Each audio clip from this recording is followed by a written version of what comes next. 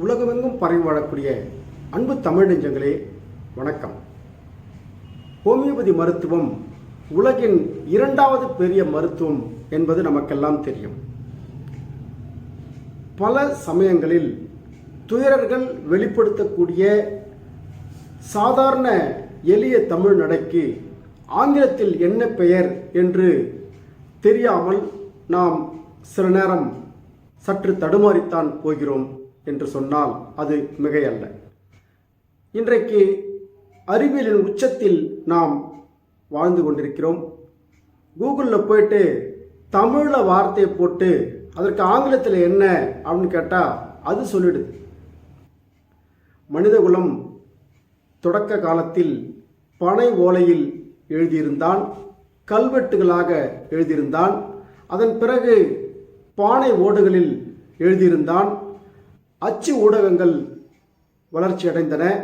இன்றைக்கு கணினியில் எழுதக்கூடிய மிக உயர்ந்த ஒரு அறிவியல் வளர்ச்சியில் நாம் எல்லாம் வாழ்ந்து கொண்டிருக்கிறோம். அவரவர் கணினியில் அவரவர் வைத்திருக்கக்கூடிய தகவல்கள் கூட இன்றைக்கு இணையத்தின் மூலமாக ஒருங்கிணைக்கப்பட்டு இணையதளம் மூலமாக நாம் எதையும் பார்க்க முடியும், அறிவை பெற்றுக்கொள்ள முடியும், கேட்க முடியும் என்கின்ற ஒரு மிக உன்னதமான அறிவியல் வளர்ச்சி காலகட்டத்தில் நாம் எல்லாம் வாழ்ந்து வருகிறோம். பனிக்குட நீர் ஒரு கர்ப்பிணிக்கு 9வது மாதத்தில் மிகவும் குறைந்து விட்டது என்று தகவல் கூறினார்கள். அவர்கள் ஹோமியோபதியை மிகவும் அதிகமாக நேசிக்கக்கூடியவர்கள். ஹோமியோபதி மருந்துகளை மாத்திரமே உட்கொண்டு சுகப்பிரசவம் பார்த்து கொள்ள வேண்டும் என்று விரும்பக்கூடியவர்கள். அப்படிப்பட்டவர்களுக்கு நாம் உதவ வேண்டும் நிச்சயமாக. எனவே அவர்களுக்கு பனிக்குட நீர் குறைந்ததற்கான காரணம் பல்வேறு காரணங்கள் இருக்கலாம். நீர்ச்சத்து குறையாமல் பார்த்து கொள்ள வேண்டும் என்று மருத்துவ உலகம் சொல்லுகிறது. அதையும் அவர்கள் பின்பற்றுகிறார்கள். அதே சமயத்தில் இந்த பனிக்குட நீருக்கு நீங்கள் ரூப்ரிக் போடணும்னு சொன்னால் எப்படி போடுறது, இதை எப்படி தேடுறது, இது ஒரு சவாலான பிரச்சனையாக நமக்கு மாறுகிறது. அப்போது இதை கூகுளில் சர்ச் பண்ணி பார்த்தா அம்னியோட்டிக் ஃப்ளூயிட் என்று அது சொல்லுகிறது. AMNOITICFLUID அம்னியோட்டிக் ஃப்ளூயிட், அதுதான் பனிக்குட நீர் என்று கூகுள் நமக்கு சொல்லிவிடுகிறது. இப்போ அந்த அம்னியோட்டிக் ஃப்ளூயிட் என்று சொல்லக்கூடிய பனிக்குட நீர் குறைந்து விட்டால் கர்ப்பிணிகளுக்கு குழந்தை அது வெளியிடக்கூடிய சிறுநீர் மற்றும் இரத்தத்தில் இருந்து அந்த பனிக்குட நீர் மெல்ல மெல்ல மெல்ல உருவாகி அந்த நீரில் தான் அது மிதப்பதாக மருத்துவ உலகம் அது குறித்து வரையறுக்கிறது. இந்த பனிக்குட நீர் என்பது அந்த குழந்தை விட்ட சிறுநீர் தான் என்று அது ஒரு மருத்துவ குறிப்பில் அது சொல்கிறாங்க. ஓகே, அது எப்படின்னா இருக்கட்டும். மொத்தத்தில் பனிக்குட நீரில் அந்த குழந்தை மிதந்து கொண்டிருக்கிறது, பிறக்கவில்லை. இன்னும் 9 மாதம் தான் ஆகிறது. இன்னும் ஒரு மாதம் 9ஆம் மாதம் இறுதியில் தான் அந்த குழந்தை பிறக்கும் என்று சொன்னால் பனிக்குட நீர் குறைந்து விட்டால் இது திரும்பி வந்து பிறக்கிறது பிரச்சனையாக மாறும். கண்டிப்பாக அறுவை சிகிச்சை என்று சொல்வார்கள். தாய்மாருக்கு அது உண்மையிலேயே கர்ப்பத்தை சுமந்து கொண்டிருக்கக்கூடிய தாய்க்கு அது உண்மையிலேயே ஒரு சிரமமான ஒரு விஷயம்தான். இதற்கு ஹோமியோபதியில் என்ன தீர்வு இருக்கிறது என்று தேடி சென்று ஆய்வு செய்து பார்த்தபோது பல்சேட்டில்லா என்ற மருந்து அந்த அம்னியோட்டிக் ஃப்ளூயிட் என்று சொல்லக்கூடிய பனிக்குட நீர் குறைந்தால் அதற்கு ஒரு அற்புதமான மருந்து என்று ஆய்வு குறிப்பில் நமக்கு தகவல் கிடைக்கிறது. எனவே பல்சேட்டில்லா 1M வீரியத்தில் பயன்படுத்தும் போது ஒரு குழந்தை தலைகீழாக திரும்பாமல் குறுக்கே இருந்தால் அது இயல்பான நிலைக்கு வந்து நார்மல் டெலிவரி ஆகிடும்னு சொல்லிட்டு நமக்கு ஏற்கனவே எல்லாருக்கும் தெரியும். ஆனால் இந்த அம்னியோட்டிக் ஃப்ளூயிட் என்று சொல்லக்கூடிய பனிக்குட நீர் குறைந்து விட்டால் அதற்கு பல்சேட்டில்லா ஒரு தாழ்ந்த வீரியத்தில் ஒரு 30வது வீரியத்தில் நீங்கள் தினமும் ஒரு வேளை அதை அடுத்து தொடர்ந்து சாப்பிடக்கூடாது, 2 வேளைலாம் எடுத்துக்கொள்ளக்கூடாது. காரணம் அது பிரசவத்தை தூண்டக்கூடிய மருந்து. எனவே குறைவான வீரியத்தில் நடுத்தர வீரியத்தில் நீங்கள் ஒரு நாளைக்கு ஒரு வேளை எடுத்து வந்தால் மெல்ல மெல்ல அந்த பனிக்குட நீரை அது பெருக்கிவிடும். இப்போ அந்த குழந்தை சரியாக சிறுநீர் போகலை அப்படின்னு சொன்னால், சிறுநீரக பாதிப்பது இருக்குதுன்னு சொன்னால் கூட அந்த பனிக்குட நீர் பெருகுவது குறையலாம். எனவே அதையும் அது சரி செய்துவிடும். தாய்க்கும் சரி செய்துவிடும், குழந்தைக்கும் அந்த எனர்ஜி போகும்போது அது சரியாகிவிடும் என்பதை நம்மால் புரிந்து கொள்ள முடிகிறது. ஏன்னா பனிக்கூட நீர் எதனால் வருதுன்னு சொன்னால் குழந்தை போகிற ஒன்றுக்கெல்லாம் சுட்டு சொல்கிறாங்க, மருத்துவ ரீதியாக அந்த குறிப்பை சொல்கிறாங்க. அப்படி பார்த்தால் கூட குழந்தை சிறுநீர் போவதில் தடை ஏற்பட்டிருந்தாலும் சுணக்கம் ஏற்பட்டிருந்தாலும் கூட இப்படிப்பட்ட நிலைமை உருவாகி இருக்கலாம் தாய்க்கு என்பதையும் புரிந்து கொள்ள முடிகிறது. எனவே அறிவியலின் துணை கொண்டு ஹோமியோபதியை மேலும் மேலும் நாம் புரிந்து கொள்ள வேண்டியவர்களாக இருக்கிறோம். அறிவியலின் துணையோடு மருத்துவத்தை வளர்க்க வேண்டியவர்களாக இருக்கிறோம். சிலரெல்லாம் மிக அற்புதமாக ஹோமியோபதி மருத்துவத்தை தொடங்குவதற்கு முன்னால் பரிசோதனை முடிவுகளை துயர்கள் கொண்டு வந்திருந்தால் அந்த பரிசோதனை முடிவுகளை ட்ரீட்மெண்ட்டுக்கு பிறகு உங்களுக்கு இருந்த கட்டி கரைஞ்சிடுச்சு பாருங்க என்று அடுத்து பரிசோதனை எடுத்து அதை இல்லை என்று காட்டுகிறார்கள்.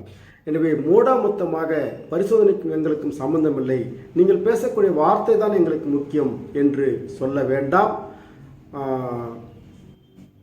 எல்லா அறிவியல் சாதனங்களையும் கூட ஹோமியோபதி மருத்துவம் பயன்படுத்தி கொள்ள வேண்டும், அதை திணிக்க வேண்டாம் என்றுதான் மருத்துவ உலகம் சொல்லுகிறது. அதை திணிக்க வேண்டாம், எல்லாருக்கும் அது இருந்தால் தான் அப்படின்னு கிடையாது. அதோடு வருபவர்களுக்கு அதையும் புரிந்து கொண்டு அதையும் அடுத்த நிலைக்கு கொண்டு செல்வதற்கு ஹோமியோபதி மருத்துவம் தயாராக வேண்டும் என்பதை ஹோமியோபதி மருத்துவத்திற்கு மறு ஆக்கம் தேவை என்று சேலம் ராஜு அவர்கள் சொல்லுவார்கள். அதுபோல ஹோமியோபதி மருத்துவத்தை அடுத்தடுத்த நிலைக்கு கொண்டு செல்ல வேண்டும் என்று சொன்னால் அறிவியலின் துணை கொண்டும் அதை கொண்டு செல்லும் போதுதான் இது ஒரு மருத்துவ முறையாக ஒரு சிஸ்டமாக மக்களால் அங்கீகரிக்கப்படும், மாற்று மருத்துவ முறைகளால் அங்கீகரிக்கப்படும்.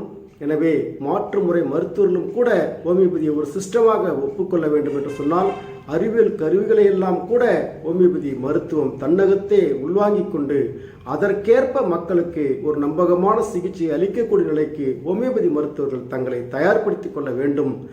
அப்போதுதான் அது மேலும் மேலும் இன்னும் மக்களின் மருத்துவமாக அது மாறும்.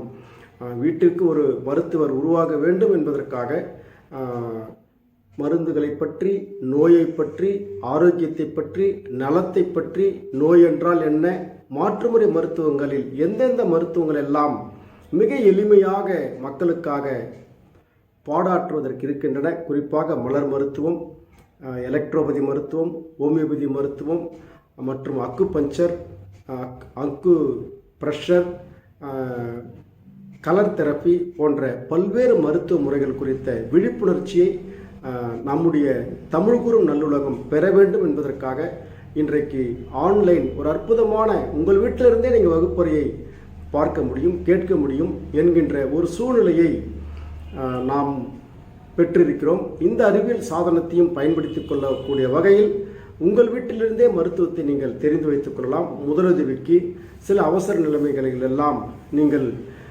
மருத்துவமனையை நாடி மணிக்கணக்கில் காத்து கொண்டோ கண்ட பரிசோதனைகளை எடுத்துக்கொண்டு நீங்கள் காலத்தை விரயமாக்கி மேலும் மேலும் நோயாளியாக நிலை பெறாமல் மருத்துவத்தை பற்றியும் நோயை பற்றியும் நலநிலை என்றால் என்ன, ஆரோக்கிய நிலை எது, நோயற்ற நிலை எது என்பதையெல்லாம் தெரிந்து கொள்வதற்கு இயற்கை மருத்துவம், அக்குபஞ்சர், அக்குப்ரெஷர், வர்ம மருத்துவம் மற்றும் மலர் மருத்துவம், ஹோமியோபதி போன்ற மாற்றுமுறை மருத்துவங்களை கற்று வைத்துக் கொள்ளுங்கள். நிச்சயமாக அது உங்களுக்கு நோயிலிருந்து விடுதலையை அளிக்கும். ஒரு மன ரீதியான உடல் ரீதியான ஆரோக்கியத்தை எந்த ஒரு பின்விளைவும் இல்லாமல் உங்களுக்கு அளிக்கும். எந்த ஒரு இக்கட்டான நிலைமைகளிலும் மருத்துவரிடம் சென்று நம் உடலை ஒப்படைக்கும் போது அவர் கைவிரிச்சார்னா அவ்வளோதான், என்ன வேணாலும் ஆச்சு.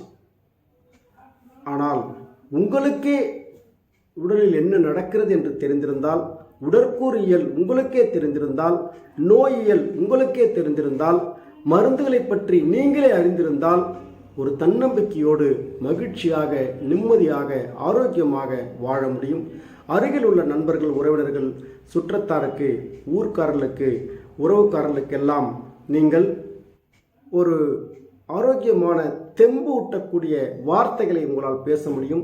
எதையும் பாசிட்டிவாக உங்களால் அணுக முடியும். பிரச்சனைகள் வரும்போது உடனே இடிந்து போகாமல் எதையும் எதிர்கொண்டு உங்களால் பிரச்சனைகளிலிருந்து எளிதாக விடுபட்டு வெளியே வர முடியும். எனவே யதார்த்தத்தை யதார்த்தமாக பார்ப்பவர்கள் எல்லாம் ஆரோக்கிய மனிதர்களாக இருக்கிறார்கள். யதார்த்தத்தை மீறி அதை மிகைப்படுத்தி பார்ப்பவர்கள் எல்லாம் இந்த உலகில் நோயாளிகளாக இருக்கிறார்கள் என்பதை புரிந்து கொள்ளுங்கள். அடுத்து ஒரு நல்ல மருத்துவ குறிப்போடு உங்களை சந்திக்கிறோம். தொடர்ந்து இணைந்திருங்கள். எங்களது டெலிகிராம் இணையதளத்தில் தொடர்ந்து நல்வாழ்வு கல்வி நிறுவனம் ஒரு நாளைக்கு 5 மணி நேரம் அர்ப்பணிப்போடு ஆசிரியர்கள் இலவசமாக மருத்துவத்தை கடந்த 1500 நாட்களுக்கு மேலாக நடத்தி வருகிறார்கள். நீங்கள் காலை 5 மணி முதல் 7 வரை, மாலை 6 முதல் 8 வரை, இரவு 9 முதல் 10 வரை டெலிகிராம் ஆப்புக்குள்ளே போனாலே நல்வாழ்வு கல்வி நிறுவனத்திற்கு நேராக ஜாயின் என்று நீல வண்ணத்தில் கேட்கும். அந்த வகுப்பறையில் நீங்கள் உள்ளே வந்து கண்டு பார்க்கலாம், அறிவை பெற்றுக்கொள்ளலாம். நாம் அறிவை பகிர்ந்து கொள்வது, இந்த அறிவை நாம் இந்த சமூகத்திலிருந்து தான் எடுத்திருக்கிறோம். எனவே இந்த அறிவு சமூகத்திற்கே வழங்கப்பட வேண்டிய அறிவு. நான் தான் பெரியவன் என்பதற்காக இங்கு யாரும் இல்லை. எல்லோரும் சமூகத்திலிருந்து பெற்றிருக்கிறோம். பெற்ற அந்த கல்வியை சமூகத்திற்கே மறுபடியும் கையளிக்கிறோம். அது நமது கடமையும் கூட. அந்த வகையில்தான் மக்களை ஆரோக்கிய வாழ்வு வாழச் செய்வதற்காக எங்களது மருத்துவ குழு தொடர்ச்சியாக பாடுபட்டு கொண்டிருக்கிறது. அதில் பெருவாரியான மாணவர்கள், ஒரு 1000 பேர் அந்த மருத்துவ அரங்கிற்குள் வர வேண்டும், வகுப்பிற்குள் வர வேண்டும் என்பதுதான் எங்களது இலக்கு. எல்லா மக்களுக்கும் தேவைப்படக்கூடிய எல்லோருக்கும் ஆரோக்கியத்தை விரும்பாதவர்கள் யாருமே கிடையாது. எனவே எல்லோருக்கும் எங்களது வகுப்பின் பயன் சென்று சேர வேண்டும். அதற்கு உங்களது ஒத்துழைப்பையும் நாடி நிறைவு செய்வோம். மீண்டும் ஒரு நல்ல வீடியோவில் சந்திப்போம். நன்றி, வணக்கம்.